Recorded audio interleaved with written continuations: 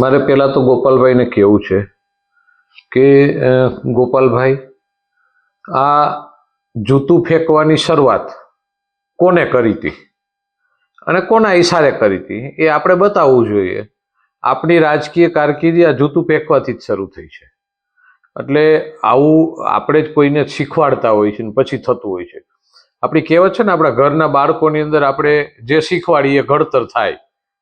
અને જ્યારે પણ હોય ત્યારે પોલીસવાળાને કોનો ફોન આવ્યો, કોનો ફોન આવ્યો, કોઈનો ફોન નથી આવતો, એ કોણ છે એ તપાસ કરો. આની પહેલાં તમે સીધી વાત હોય ત્યારે ભારતીય જનતા પાર્ટી સરકાર હોય કે ભારતીય જનતા પાર્ટીની ઉપર આક્ષેપ કરતા પહેલા આત્મચિંતન કરવું ખૂબ જરૂરી છે કે આ શું કામ થઈ રહ્યું છે અને શું કારણથી થાય છે. એટલે આની પહેલા પણ ફેંક્યું હતું ત્યારે કોંગ્રેસનો કાર્યકર નીકળ્યો હતો.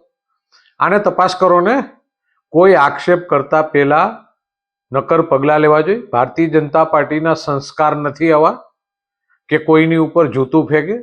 ભારતીય જનતા પાર્ટીનો કાર્યકર એક સક્ષમ કાર્યકર છે, એક રાષ્ટ્રવાદી વિચારધારા અને વિકાસની રાજનીતિને વરેલો કાર્યકર્તા છે અને એકદમ સંસ્કારી કાર્યકર્તા હોય છે.